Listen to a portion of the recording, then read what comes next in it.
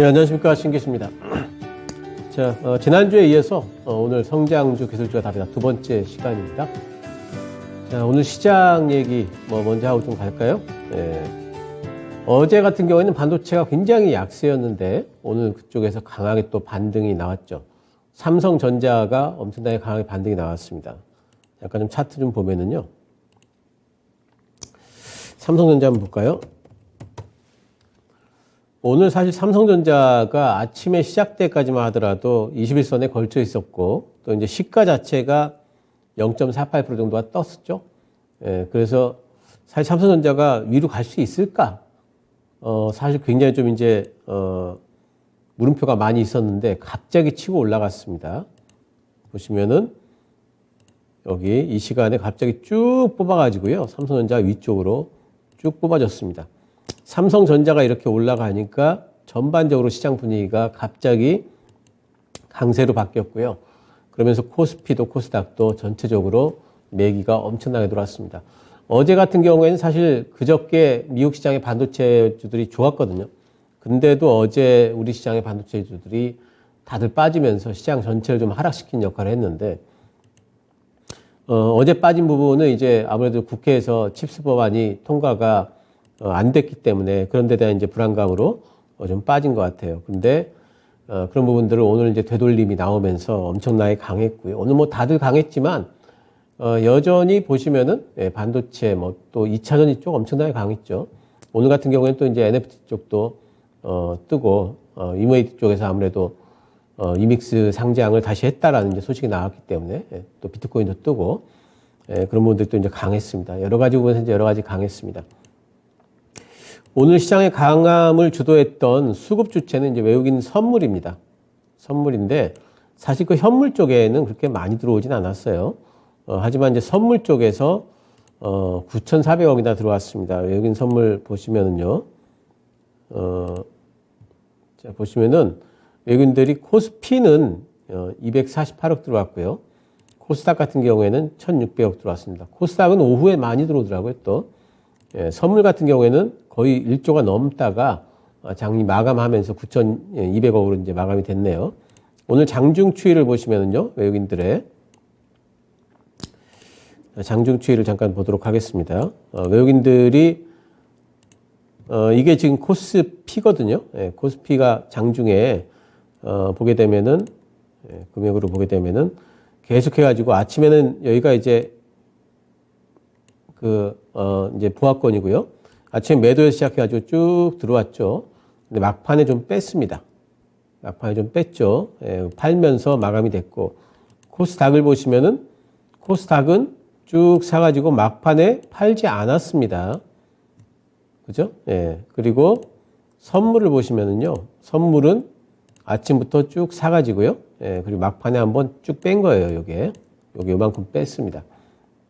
그래서 외국인들도 이제는 코스닥을 사 들어가는 이제 분위기인데요. 이럴 수밖에 없는 게 사실은 지금 이제 외국인들이 이런 모양새 코스닥을 사고 코스피를 잘 안 사는, 물론 안 산 건 아니에요. 선물도 샀고 코스피도 샀지만 막판에 보면은 이제 코스피는 좀 팔지 않았습니까?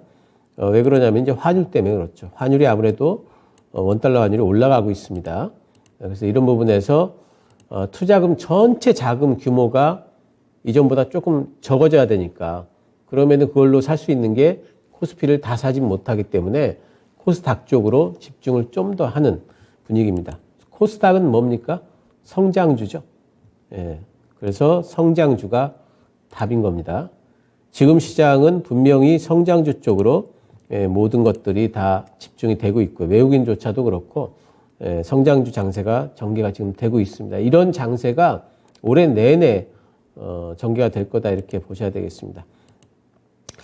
근데 참 좋기만 하면 참 좋겠는데 굉장히 좋은 장세도 불구하고 뭔가 좀 뒤통수 한쪽이 좀 이제 항시 좀 땡기는 게 있어요. 어제 같은 경우에 미국 시장이 이제 그 소매 판매가 늘었는데도 불구하고 올랐습니다. 보통은 요즘에 보면은 소매 판매가 올라간다든지 경기 지표 좋게 나오면은 연준이 금리 긴축을 굉장히 더 많이 이어갈 거다 하는 그런 불안감 때문에 시장이 빠지고 그랬거든요. 근데 어제는 오히려 올랐고요. S&P 500, 나스닥 다 올랐고, 차트 좀 볼까요? S&P 500 차트를 보시면요. S&P 500은 어제 거의 종가, 고가로 마감이 됐습니다. 그래서 지금 이제 굉장히 강한 마감의 형태예요.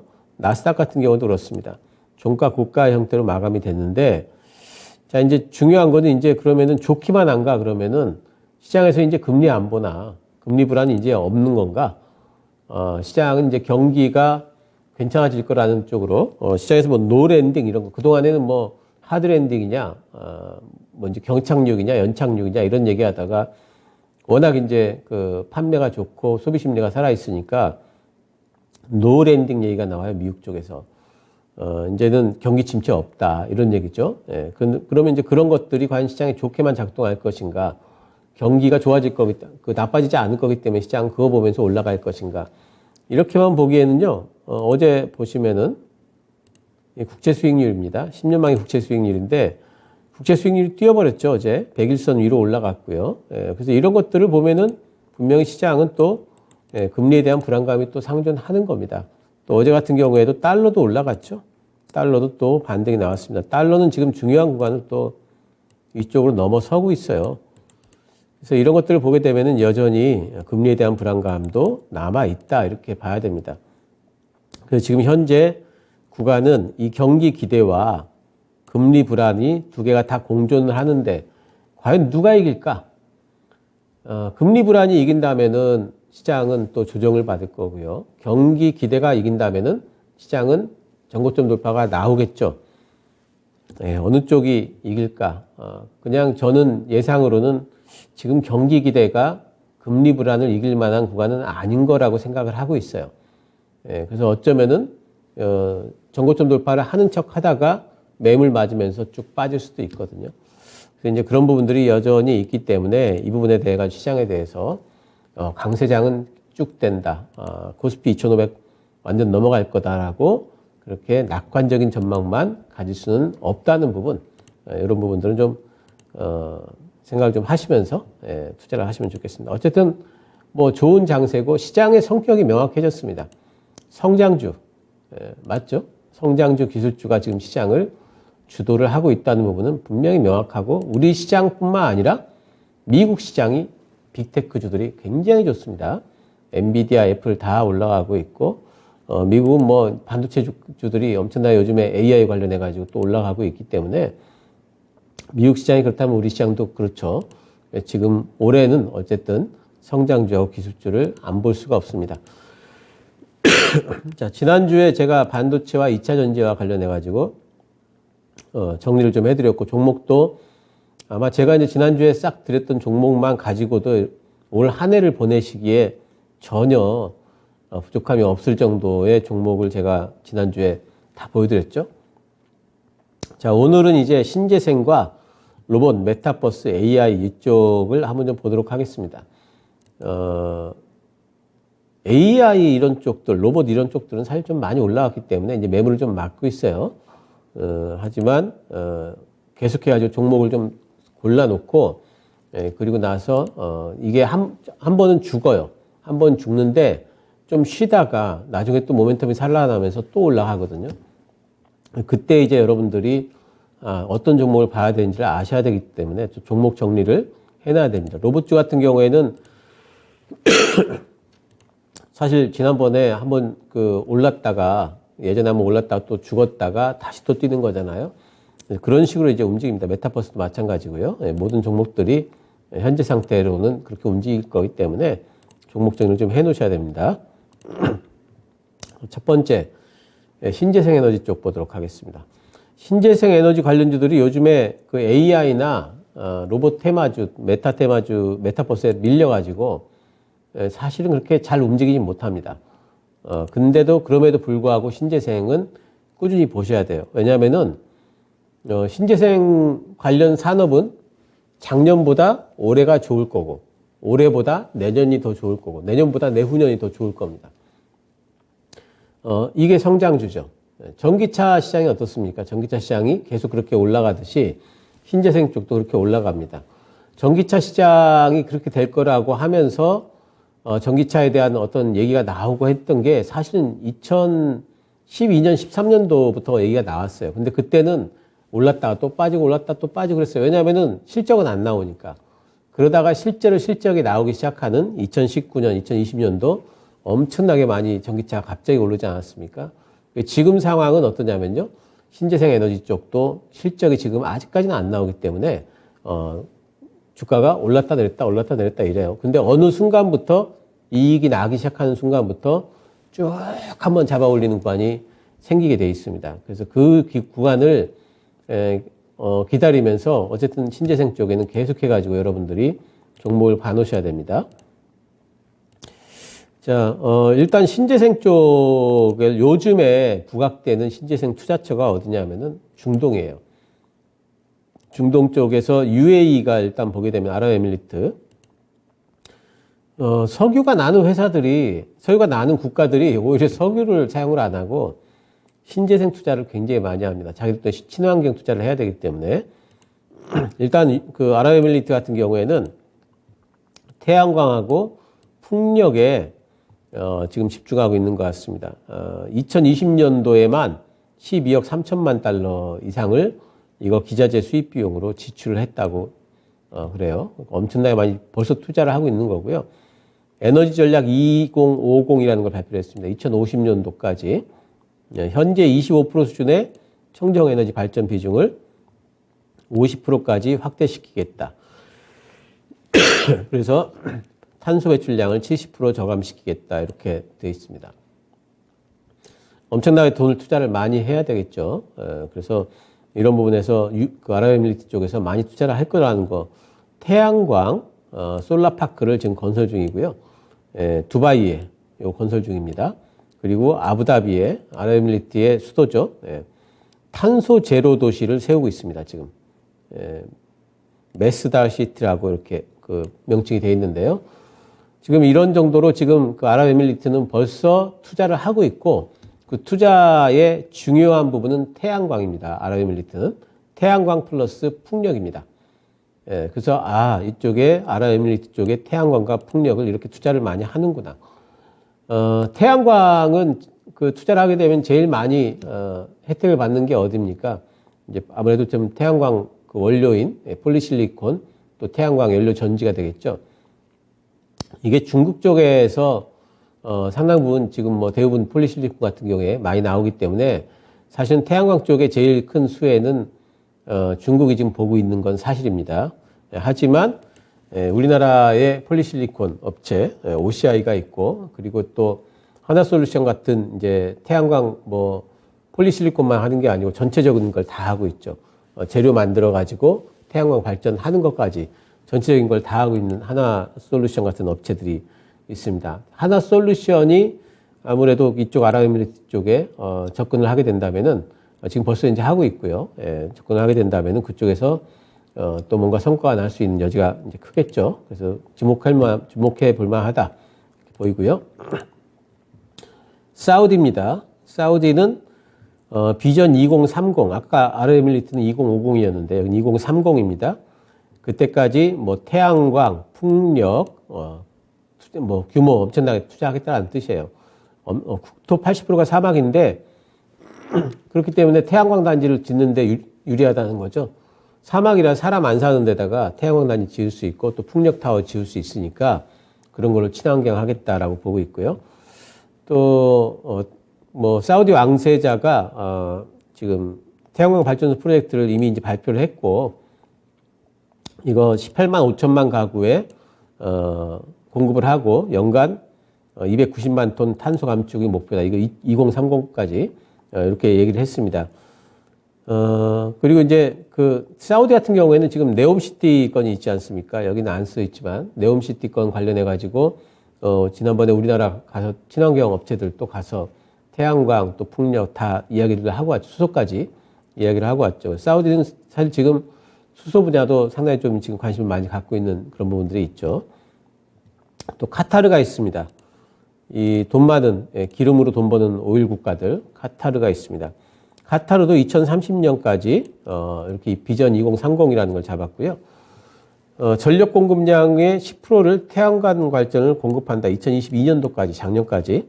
그리고 2030년도까지는 20%까지 하겠다라고 지금 태양광 쪽에 투자를 많이 하고 있는 것 같습니다. 카타르 같은 경우에는.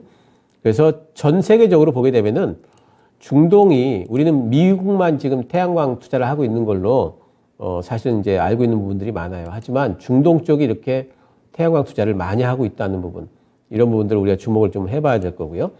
태양광 투자를 한다는 게 여러분 근데 한번 이런 생각 해보세요.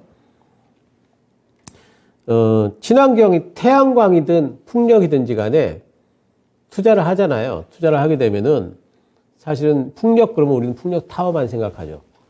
근데 풍력 타워만 생각할 게 아니고 풍력 발전기가 있으면은 전기가 나오잖아요. 그 전기를 끌어다가 그 전기를 가공하고 저장하고 하는 시설이 필요하죠. 또 분배해 줘야 되겠죠.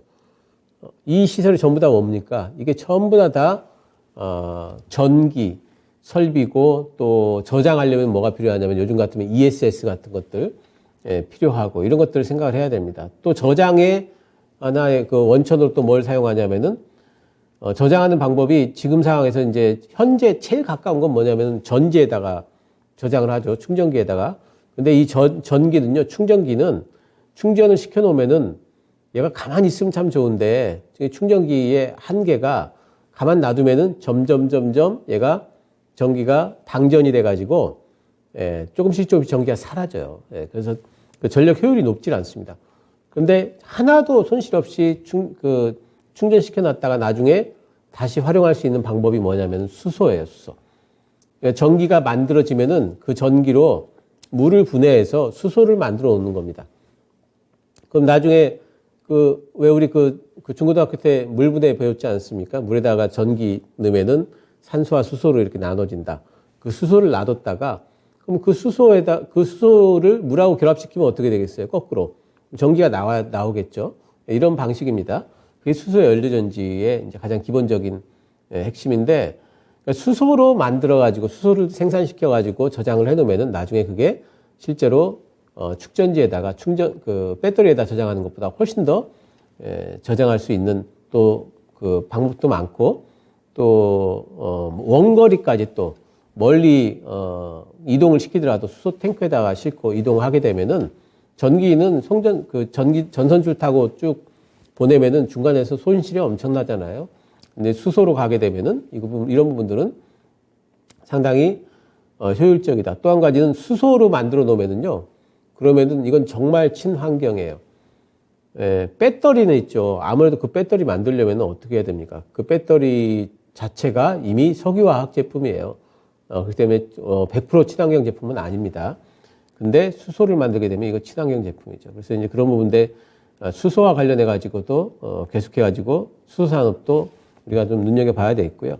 어쨌든 중동은 지금 태양광, 그리고 태양광이 제일 중심, 그리고 풍력이 부가적인 부분으로 해가지고 진행이 되고 있습니다.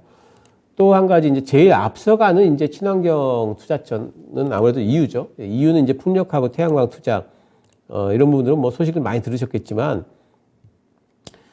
풍력 쪽은요 일단 그 설치량을 2022년도에 19750입니다. 그러니까 이게 뭔진 모르더라도 어쨌든 단위가 뭔진 모르더라도 메가와트인데 2만입니다. 2만 정도인데 2030년도에 4만 7천까지 올리겠다. 그러니까 2배 이상까지 2배가 넘습니다. 풍력은 이렇게 지금 EU 쪽에서 목표를 잡고 있고요. 태양광은 2022년도에 33700인데 2030년도에 59500. 이거는 한 1.7배 정도 되는 것 같아요. 그래서 EU 쪽에는 풍력과 태양광 중에 풍력을 조금 더 많이 투자를 하고 있습니다. 태양광도 물론 투자를 하고 있고요. 그래서 EU가 지금 법안이라든가 이런 것들을 보게 되면은 관련 법안 같은 걸 보면은 굉장히 이쪽 친환경 쪽으로 엄청나게 지금 드라이브를 걸고 있어요. EU는 지금 패스트트랙 제도를 확정을 지었는데요. 이게 작년에 나온 기사라서 새해부터라고 되어 있는데 올해부터 시행합니다. 내용을 보게 되면은 제일 중요한 게 빨리빨리 허가 내줘라. 이거 신재생 한다고 하면서 허가를 갖다가 한 1년, 2년 늦춰버리면은 이거 하나마나 아니냐. 허가 낼 때 빨리빨리 내줘라. 이게 제일 핵심입니다. 보시면은 재생에너지 승인 기간을 육상은 2년, 해상은 3년으로 제한한다. 그러니까 이 승인을 꼭 그 안에 내줘야 되는 거예요. 그 태양광 승인 기간은 3개월로 제한을 하고 있습니다. 3개월로. 예. 그리고 이 재생에너지 위쪽에 육상 2년, 3년이 아니고 1년, 2년입니다. 1년, 2년입니다. 촉진구역 내 승인 구간은 그 촉진구역 외에서 2년, 3년입니다. 지금은 얼마나 많이 걸리냐면은 지금은 가령 재생에너지 하겠다 그러면은 그거 뭐 가가지고서는 무슨 타당성 검토, 환경 검토 뭐 이런 거 해가지고 뭐 한 2년, 3년, 3년, 4년 가는 게 이게 뭐 아주 엄청나게 다반사인데 이런 법안을 딱 지어놔가지고 태양광 하려면은 3개월 내로 승인을 내줘야 되고요. 적어도 1년, 육상에서는 1년, 해상에는 2년 내에 승인이 나야 되는 거죠. 그래서 이런 부분들이 이제 굉장히 이제 패스트트랙 제도를 확정을 지었기 때문에 올해부터 이제 이게 적용이 됩니다. 그렇다면은 이제는 조금 더 사업 속도가 빨라지겠구나 하는 생각을 할 수가 있겠죠. 자, 그래서 관련주들을 잠깐 좀 추이를 좀 보도록 하겠습니다. 풍력 쪽에는 여러분들 다 아시는 종목이죠. CS 윈드, CS 베어링, 삼강 M&T, 동국 SNC. 풍력 쪽 먼저 좀 볼까요? 일단 CS 윈드 요즘 흐름을 좀 보도록 하겠습니다. CS 윈드는 요 근래에 좀 올라왔다가 실적 4분기 실적이 좀 안 나오는 바람에 지금 정체되고 있어요. 근데 뭐 4분기 실적이야 뭐 다들 뭐 그렇다는 걸 다들 뻔히 알고 있으니까 큰 문제는 안 됩니다. 하단은 지켜지고 있고요. CS 윈드는 올해부터 상당히 이제 수주의 폭발이 있을 걸로 이제 보고 있고, 또 CS 윈드 같은 경우에 지금 미국에 투자해 해놓은 부분이 미국 법인이 올해부터 또 상당히 좀 실적이 날 걸로 좀 전망을 하고 있기 때문에 뭐 풍력 쪽엔 대장주입니다. CS 윈드 계속해서 보셔야 되겠고, 나중에 되면 얘가 얼마나 갈지 저는 사실 기대가 돼요. 지금 현재 67,000원 그리고 딱 그 상단이 80,000원인데 전고점이 근데 얼마나 많이 갈까? 저는 이제 나중에 제가 신재생들 실적 나기 시작하면 많이 간다 했던 얘기들을 여러분들이 생각을 해보시면은 나중에 굉장한 놀랄 일들이 이제 그런 때가 분명히 오게 됩니다. CS 베어링입니다. CS 베어링도 사실 이제 뭐 실적 괜찮고 수주 굉장히 좋은데도 불구하고 많이 빠져 있죠. 실적 시즌에 전체적으로 좀 움츠리고 있었고, 뭐 삼강 M&T도 마찬가지입니다. 삼강 M&T, CS 베어링과 비슷하고, 동구 SNC도 이제 풍력주에 속합니다. 근데 동구 SNC는 조금 이제 실적 부분에 있어서 조금 더 보긴 해야 됩니다. 그래서 이런 부분들이 현재 풍력주들의 상태입니다. CS 윈드를 대장주로 이제 보시고요. 뭐 전체적으로 다 지금은 접근이 가능한 구간에 와 있다 보이고요. 태양광 쪽 보도록 하겠습니다. 태양광 쪽 하나솔루션이 뭐 대장주입니다. 하나솔루션, 하나큐셀 잘 되고 있고요. 그리고 올해 하나솔루션의 여러 가지 부분에 있어가지고 실적 상승이 지금 점쳐지고 있습니다. 하나솔루션은 사실 태양광만 하는 건 아니에요. 수소 쪽에도 하고 있고 하기 때문에 여러 가지 부분에서 올해 사업이 실제로 성장할 수 있는 원년이 될 거라고 지금 기대를 하고 있죠. 뭐 하나솔루션도 지금 뭐 충분히 뭐 가격 메리트가 있다 보이고요. OCI가 요즘에 살살 올라왔네요. OCI도 실적이 사실 밸류에이션으로 보면 굉장히 싼데 제일 지금 약점이 뭐냐면은 5월 달에 분할을 하기 때문에 그런 부분에서 지금 분할을 하게 되면은 화학 부분하고 저기 부분하고 그 풍력하고 갈리는데, 그렇게 되면 조금 이제 불리할 거다라는 이제 전망들 때문에 아직까지 주가가 이제 크게 움직이진 않고 있습니다. 근데 5월 달 분할이 일단 되고 나면은 오히려 좀 더 가지 않을까 보고 있고, 또 뭐 탄력 있는 종목은 현대에너지 이런 종목들이 좀 탄력 있게 태양광 쪽에서 움직이기도 하죠. 이런 종목들이 풍력과 태양광 쪽의 종목들이고요. 풍력 태양광 대장주 위주로 한번 잘 살펴보세요. CS 윈드나 하나솔루션. 자, 수소. 아까 수소 살짝 말씀드렸는데 우리나라는 그럼 수소 어떠냐? 지금 정부가 수소 산업을 육성하기 위해 가지고 4대 전략 추진 과제라는 걸 지금 마련해 놨습니다. 대규모 수소 4대 전략이 뭐냐면은 대규모 수소 수요를 창출하겠다, 시장 만들겠다는 거고, 그리고 유통 잘하겠다, 유통 인프라, 그리고 청정 수소 만들겠다 이런 거고요. 그 다음에 제도를 잘 마련하겠다, 이렇게 4대 과제를 지금 만들어 놨고, 내용들은 뭐 이제 다 뭐 잘하겠다라는 내용인데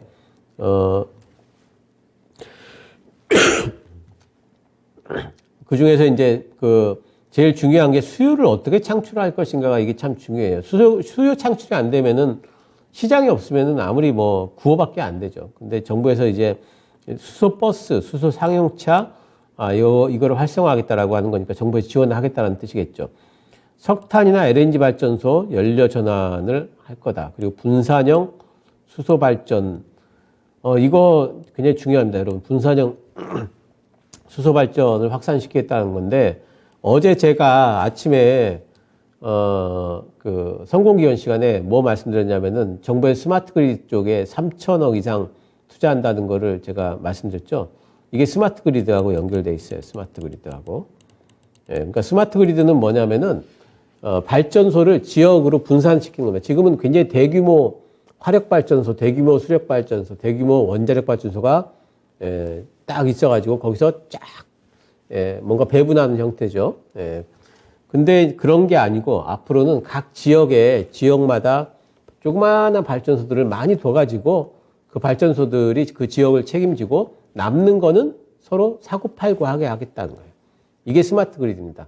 사고팔게 해야 되니까 전력망이 지금 어디서 얼만큼 가고 있고 그리드가 형성이 돼야 되겠죠. 검침도 스마트하게 자동으로 돼야 되겠고 이게 스마트 산업입니다. 스마트 그리드 산업입니다. 스마트 그리드도 여러분들이 이거 관련해 가지고 좀 관심을 좀 가지셔야 되겠고 어쨌든 그렇게 되려면요 생각 한번 해보세요. 가령 도심에서 공동주택단지 같은 데는 있죠. 아파트 굉장히 많이 동수 있는 거에는 가령 발전 설비가 하나 있어야 된다라는 법안이 이제 앞으로 나오게 될 거예요. 그렇게 되면은 발전소는 그 대안이 딱 두 개밖에 없죠. 현재로서는. 태양광 아니면은 수소입니다. 풍력은 못 세우잖아요. 도심에다 풍력을 어떻게 세워요? 태양광 아니면 수소인데, 태양광은 근데 효율이 너무 떨어져. 태양광 같은 경우에는. 그러니까 태양광으로 해가지고 그 아파트 단지 하나를 다 커버를 하려면은 이게 태양광이 엄청나게 셀이 많아야 되잖아요. 그럼 아파트 옥상이 전부 다 태양광 발전기로 다 채워져야 되는데 그 모양새도 좀 안 좋고 그렇죠. 효율이 너무 떨어집니다. 결국에는 수소가 제가 보기에는 제일 강력한 대안이 될 것 같아요. 수소 발전기를 하나 놔두면은요. 그럼 수소 발전기는 공간상으로도 조그마한 공간만 있으면은 아파트 몇 동 정도는 충분히 커버를 할 수 있고 남는 거는 다른 데다가도 팔 수가 있어요. 그래서 이제 이런 부분들이 있기 때문에 수소 발전에 있어가지고 수소 연료 전지 부분에 있어가지고 그런 부분에서 상당히 좀 정부에서 밀어주는 부분이 아마 이제 올해 하반기 때 이제 법안이 아마 마련이 될 것 같은데요. 마련되게 된다면 수소 쪽에는 굉장한 그런 모멘텀이 아마 될 걸로 보고 있고요. 이제 그 부분 굉장히 주목하셔야 됩니다. 그리고 유통 부분에 있어가지고 여러 가지 얘기들 있고요. 청정수소 요것도 지금 이제 청정수소라는 거는 지금 수소는 주로 이제 어떻게 나오냐면은 부산물로 나와요. 부산물로. 화학 플랜트에서 다른 거 만들다가 부산물로 지금 수소가 나오죠. 이걸 갖고 쓰는데 그렇게 하지 말고 청정수소라는 건 뭐냐면은 청정수소가 뭐냐면 신재생 에너지 단지에서 그 전기를 가지고 수소를 만들겠다는 게 이게 청정수소입니다. 풍력타워에서 아까 제가 말씀드렸듯이 그거를 담아 놓는 거를 배터리에다가 안 담아 놓고 수소를 만들어 놓으면은 그걸로 연료전지를 돌릴 수 있다고 그랬죠. 그런 방식을 지금 얘기를 하는 겁니다. 그러니까 결국에는 이것도 신재생 쪽에 투자하겠다는 얘기나 똑같은 얘기가 되겠죠. 이러면서 어쨌든 수소 산업을 육성하겠다라고 정부 쪽에서 강력하게 얘기를 하고 있고, 정부에서 이제 수소 상용차 보급 목표를 보니까 2022년도에 지금 211대가 지금 보급이 됐고요. 이거를 25년도에는 5,000대까지 늘리겠다. 엄청나죠? 이게 몇 배예요, 이게? 모르겠어요. 20배? 20배 정도 되나요? 예. 20배가 좀 넘는 것 같아요. 25배 정도 되는 것 같습니다. 늘고, 그리고 이거를 2030년도까지는 또 3만 대까지 늘리겠다. 굉장히 지금 목표를, 공격적으로 좀 잡고 있는데, 버스가 아마 중점이 될 거고요. 버스 플러스 트럭이 아마 맨 먼저 될 겁니다. 왜냐하면 승용차 쪽에는 지금 아무래도 전기차가 대세이기 때문에 수차 시대는 조금 나중에 올 것 같고, 그래서 정부 쪽에서 어쨌든 이런 보급 목표를 갖고 있기 때문에 수소 시장은 늘어날 것이다 봐야 되겠고, 청정 발전 비중을 보십시오. 지금은 2022년도엔 0%였지만 2030년도에는 2%, 7%까지 늘리겠다라는 거죠. 청정 발전, 청정 수소 발전 목표가 이렇게까지 되려면은 뭐가 돼야 돼요? 신재생 에너지도 당연히 풍력단지, 태양광 단지가 당연히 많아져야 돼요. 그래야지만 이게 가능합니다. 그래서 정부 쪽에서 우리나라 전체적으로 지금 신재생 쪽에 투자를 하고 있다는 부분을 확인을 할 수가 있고요.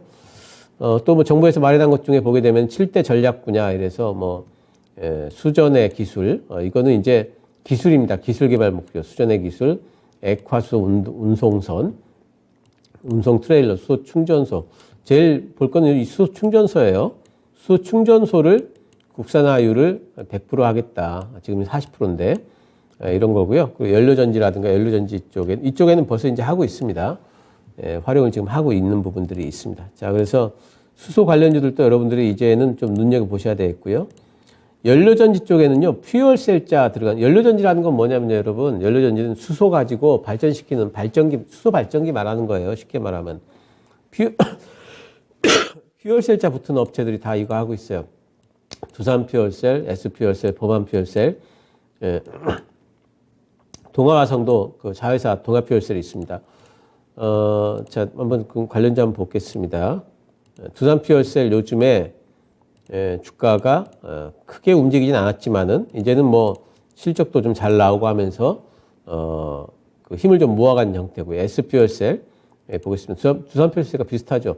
오늘 동아화성이 엄청나게 장중에 시세를 줬습니다. 그러니까 뭐냐면은 수소 쪽이 조금 움직일 것 같으니까 이런 탄력 있는 종목들은 수급이 한번 쭉 들어오고 있죠. 이런 부분들. 범한퓨얼셀도 지금 뭐 거의 비슷합니다.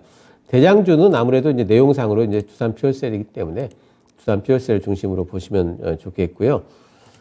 그리고 뭐 이제 수소 관련해가지고 뭐 다른 종목들, 상하프론테크, 수소와 관련된 장치 기반의 사업을 하고 있습니다.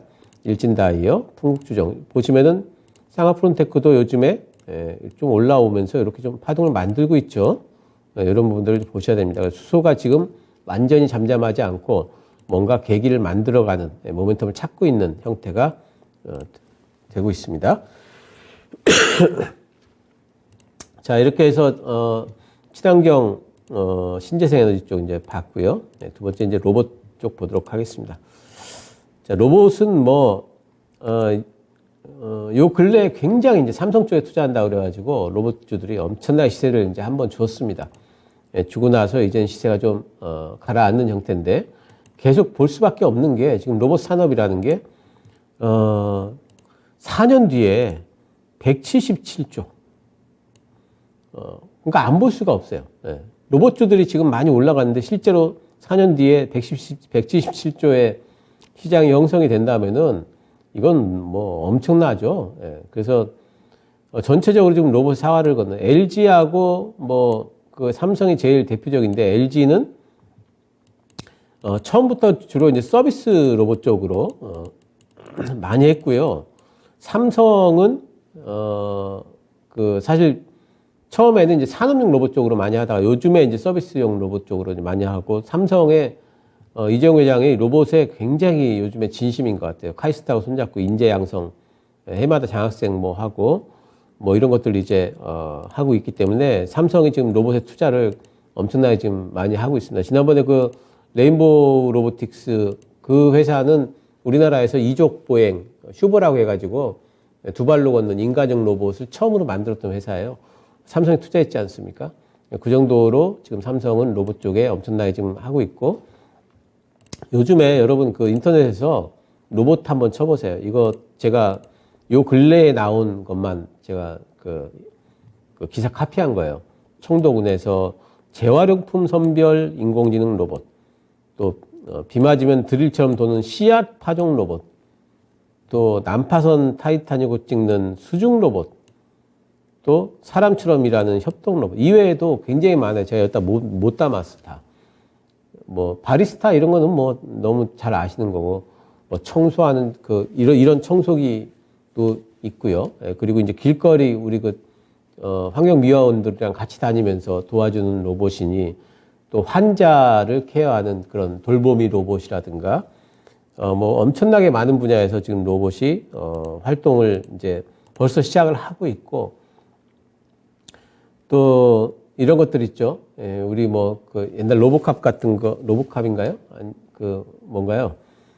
그 왜 이제 사람이 딱 로봇에 타가지고 실제 자기 힘보다 더 큰 힘을 쓰게 하는 것들. 이게 실제로 지금 되고 있는데 이거 웨어러블 로봇이라고 그러죠. 예, 웨어러블 로봇이 지금 군사용으로 처음에 제작이 되다가 지금 민간용으로까지 산업용으로까지 지금 제작이 되고 있습니다. 그래서 그거를 착용을 하게 되면은 굉장히 큰 무거운 무게에 어떤 그런 무게를 들어 올릴 수가 있고 또 여러 가지 작동들도 할 수 있다는 이런 이제 그런 로봇들까지 지금 정말 예전에 SF 영화에서 우리가 이제 보던 그런 이제 장면들이 실제 우리 생활 속에 좀 들어오고 있어요.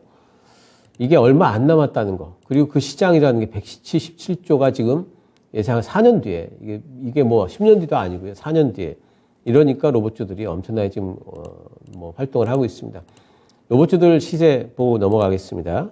로봇주들 요즘에 보면은 레인보우 로봇이 정말 엄청나게 많이 올라갔었죠. 레인보우 로봇 같은 경우에 뭐 3만 원대에서부터 시작해가지고 얼마가 올라갔어요. 한 달 만에 170% 이상 주가가 올라갔었죠. 그러면서 아직도 많이 꺼지진 않았습니다. 절반도 아직 되돌림이 나오지 않았어요. 그래서 레인보우 로봇 기준으로 봤을 적에는 아무래도 이제 좀 이렇게 좀 빠지다가 그리고 밑으로 좀 내려와서 이제는 박스권 상당 기간 동안 박스권을 달리지 않을까 싶어요. 왜냐하면 이제 실적이 나오는 걸 확인해야 되니까 앞으로의 미래 성장성은 봤지만 시장은 이제 실적 나올 때까지는 주가가 이제 다시 고점 돌파하기보다는 좀 뺐다가 또 왔다 갔다 하는 그런 형태가 아마 될 것 같아요. 또 SPG 뭐 감속기 이런 회사 부품주죠 이런 회사들. 그리고 이제 그 사실 SPG보다 더 먼저 진출했던 쪽이 감속기 쪽이 RS 오토매틱인데 이 회사는 사실 로봇주 중에서 테마성이 좀 약해가지고 주가에 많이 못 간 것 같아요. 사실 조금 기술력은 있는 회사인데 또 뭐 러셀도 있고요. T-로보틱스, 로보스타 전체적으로 보게 되면 지금 이제 조정관에 다 들고 있죠. 로보티즈, 유일로보틱스. 근데 오늘 또 TPC 글로벌이 로봇 산업에 또 진출한다 이런 뉴스가 나오면서 또 후발주자들도 계속 생겨요. 그래서 로봇주 관련해 가지고는 계속해 가지고 안 볼 수가 없습니다. 휴림 로봇, 그리고 유진 로봇, 로보로보 이런 것들이 있는데 일단 레인보우 로보틱스가 가격 조정이 아직까지 충분히 나온 것 같지 않습니다. 레인보우 로보틱스가 61선 정도까지 좀 이렇게 왔다 갔다 하다 보면 61선 만나겠죠. 그 정도까지 내려오게 된다면은 그때부터 또 이제 반등이 좀 나올 수가 있으니까 조금 좀 기다리셨다가 진입하면 된다. 하지만 모멘텀은 연속될 거다라고 보이고요. 자, 그 다음은 이제 메타버스입니다. 메타버스도 지금 이제 그 올해부터 갑자기 이제 얘기가 많이 되는 게 올해 애플이 이제 이거 기기 출시를 지금 하거든요. 그것 때문에 이제 굉장히 되는데 XR 시장 옛날에는 AR 또 뭐라고 했습니까? VR 이랬는데 그거 다 합해가지고 애플은 이제 MR이라는 이야기를 쓰더라고요. 다 합해가지고 XR이라고 이제 하는데요. 이쪽 분야가 뭐 연평균 성장률이 40% 2025년도까지 이렇게 지금 성장을 하고 있고 마이크로소프트 또 애플은 올해 출시 유력 또 우리나라 같은 경우에도 뭐 XR 산업의 활성화 지원을 지금 나서고 있다. 이런 얘기를 지금 하고 있습니다. 제가 이제 얼마 전에 이제 한 군데를 상장 안 된 회사인데 그 회사가 상당히 이 XR 부분에서 특히 이제 그 AR 부분 증가현실 쪽에서 그 글라스를 만드는 기술에서 상당히 좀 뛰어난 부분을 선점을 했더라고요. 그래서 우리나라도 이 부분에 대한 기술이 있구나라는 그런 생각이 좀 들고 또 오늘 LG이노텍이 이쪽에 그 XR 기기 관련해 가지고 상당히 왜 이런 거 만들면은 그 FPCB나 PCB 기판이 크면 안 되잖아요. 굉장히 작아야 되죠.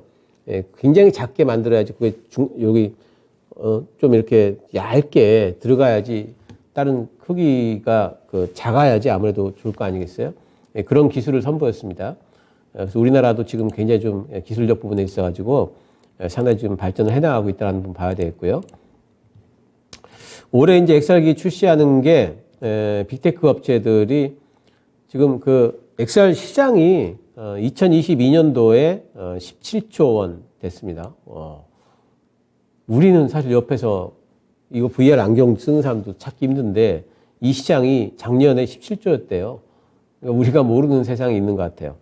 그러니까 우리 체감할 수는 없지만 벌써 이제 이런 17조 시장이 있고 2026년도에는 63조까지 지금 성장할 걸로 보고 있는 거죠. 엄청나게 성장할 걸로 지금 보고 있고 애플이 올해 리얼리티 프로라는 거를 출시할 예정입니다.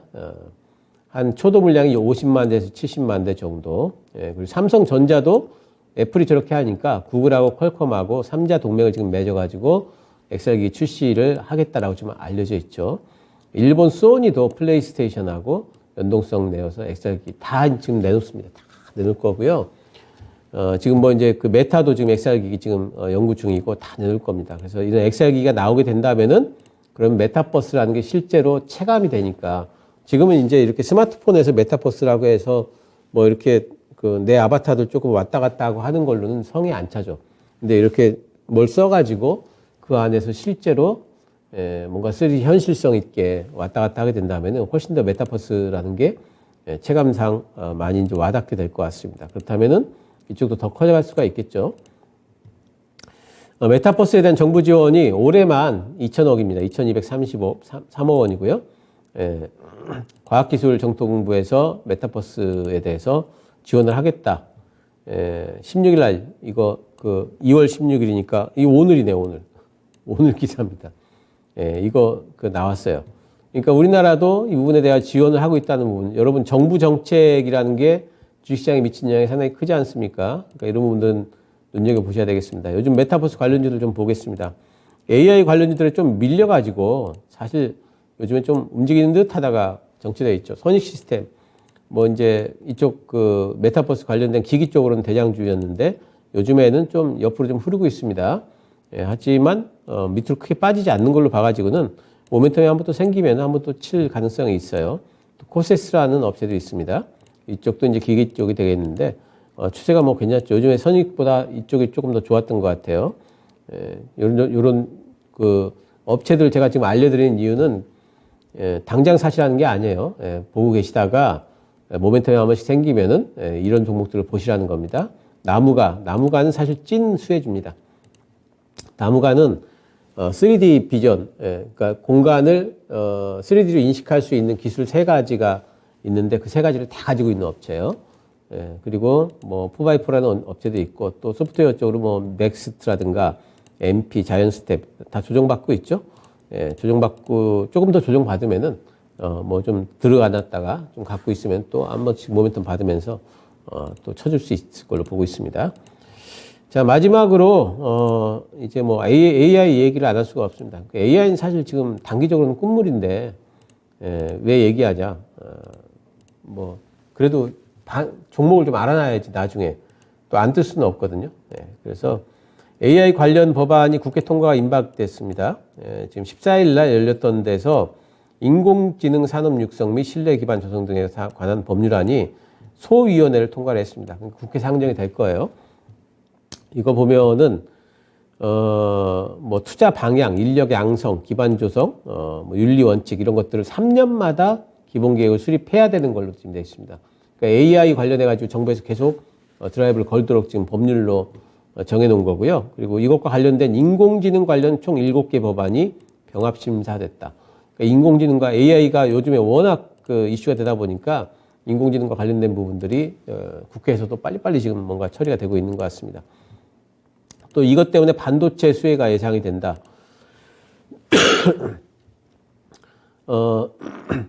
지금 챗GPT라는 거 여러분 써보셨는지 모르겠어요. 이제 그 오늘 제가 사실 이거 보여드리려고 했었는데 쓰는 법을 유료화가 돼버려가지고 오늘 이제 그 아깝게 제가 여기서 시연을 못 해드리는데 관심 있으신 분들, 관심 없으셔도 이건 한 번씩 꼭 써보셔야 돼요. 새로운 물결입니다, 여러분. 스마트폰 처음 나왔을 적에 휴대폰보다 스마트폰 써야 되는데 익숙하지 않으셨던 분들 계셨던 것처럼 이거는 앞으로는 여러분들이 꼭 쓰셔야 돼요. 안 쓰면은 스마트폰 시대에 일반 2G폰 쓰는 거랑 똑같은 이제 취급을 앞으로 받게 되실 겁니다. 그래서 지금 이제 마이크로소프트 빙에서 이거 하거든요. 서비스를 하니까 그 마이크로소프트의 그 엣지 이렇게 들어가가지고 빙에다가 챗GPT 이런 것들 쳐보시면은 그 검색이 돼요. 그럼 그거 한번 이제 써볼 수 있는 부분들이 있기 때문에, 물론 이제 뭐 회원가입도 해야 되고 뭐 여러 가지 하긴 해야 되는데, 한번 써볼 만 합니다. 얼마나 혁신적인지를 여러분들이 좀 체험을 좀 해보실 필요가 있어요. 인공지능이, 시를 쓰고요. 노래 가사를 쓰고, 또 물어보면 사람처럼 대답을 해주고, 그리고 검색 엔진은 우리가 보는 거 보면은 뭐 하나 검색한 다음에 그것과 연관돼 가지고 또 뭐 이어서 얘기해 달라고 할 수가 없잖아요. 근데 이 챗GPT는 방금 요즘에 주식시장의 제일 큰 관심사가 뭐야? 이렇게 물어보면 챗GPT가 얘기를 하잖아요. 그건 뭐 금리다 이러면은 그래 거기에 대해서 조금 더 자세하게 얘기해 줘. 그럼 계속해 가지고 더 얘기를 해줘요. 이런 정도로 지금 뭔가 좀 혁신적인 부분이 있습니다. 어쨌든 이제 안 써보신 분들은 한 번씩 써보시길 좀 제가 좀 권해드리고요. 자, AI 관련주들 이런 종목들 있죠. 하나씩 좀 보도록 하겠습니다. 시세를. 자, 코난. 엄청나게 많이 올라왔죠. 대장주였죠.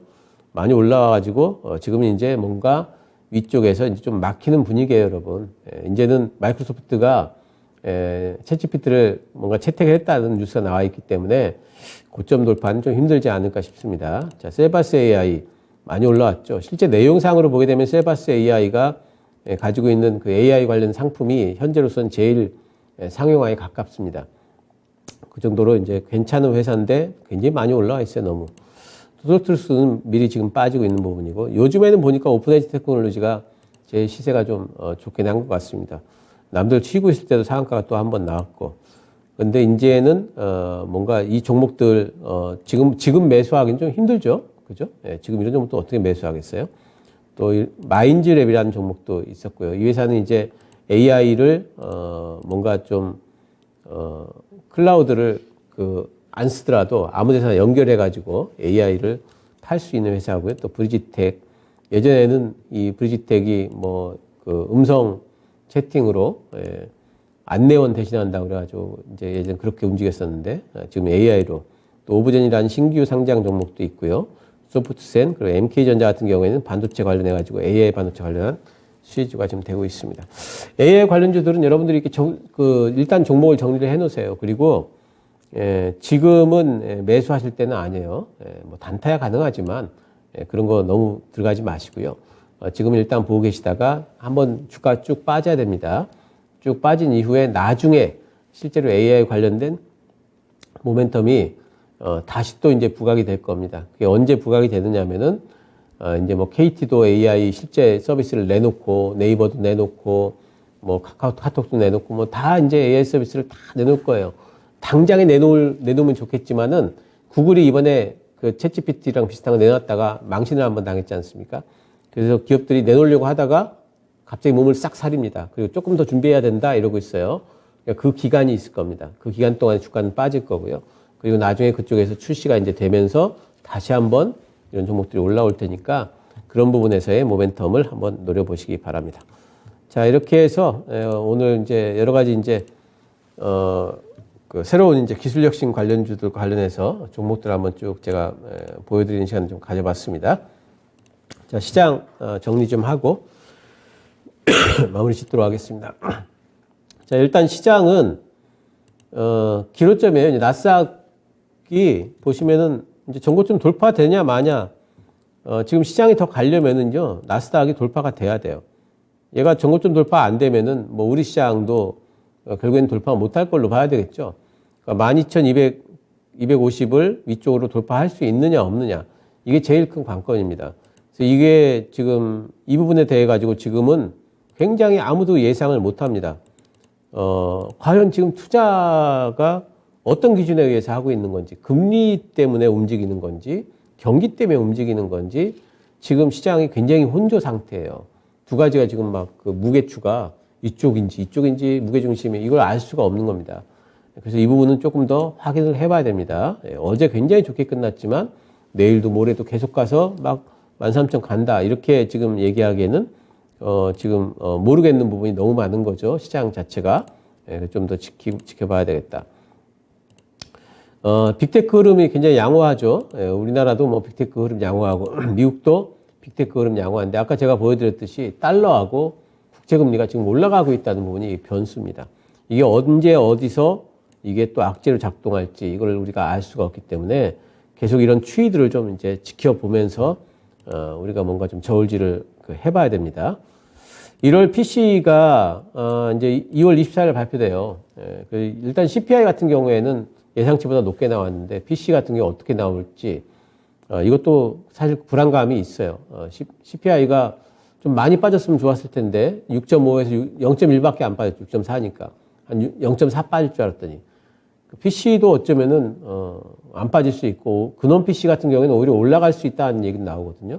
이렇게 되면 시장이 만약에 진짜로 그렇게 PC가 근원 PC 같은 경우에 반등이 나와버린다 이러면은 경기 너무 활활 타오르고 있어가지고 연준이 금리를 6.0까지 올린다는 또 그런 얘기 나올 수가 있어요. 그래서 그때까지는 아마 제 생각에는 나스닥도 고점 돌파보다는 조금 위로 올랐다 내렸다 하면서 조금 박스권 정도 장세를 좀 예상을 하고 있습니다. 지금 시장의 제일 중심을 잡아야 될 거는 다른 것도 봐야 되지만 2차전지하고 반도체 제가 계속 말씀드리죠. 성장주들. 2차전지 지금 포트에 없으신 분들은 지금 시장을 전혀 모르시는 분인 거죠. 그리고 반도체도 계속해가지고 지금 생각보다 빠르게 저점 잡을 수 있기 때문에 계속 봐야 되는 거죠. 그리고 나머지를 보고 이렇게 이제 하셔야 됩니다. 기술주 위주, 성장주 위주의 포트는 올해 내내 여러분들이 가져가셔야 된다 하는 부분은 제가 말씀을 좀 드리면서 이렇게 해서 지난주와 이번 주에 두 강의 배워야 산다 마무리를 짓도록 하겠습니다. 다음번 배워야 산다 또 좀 지나고 나서 또 만나 뵙도록 하겠습니다. 감사합니다.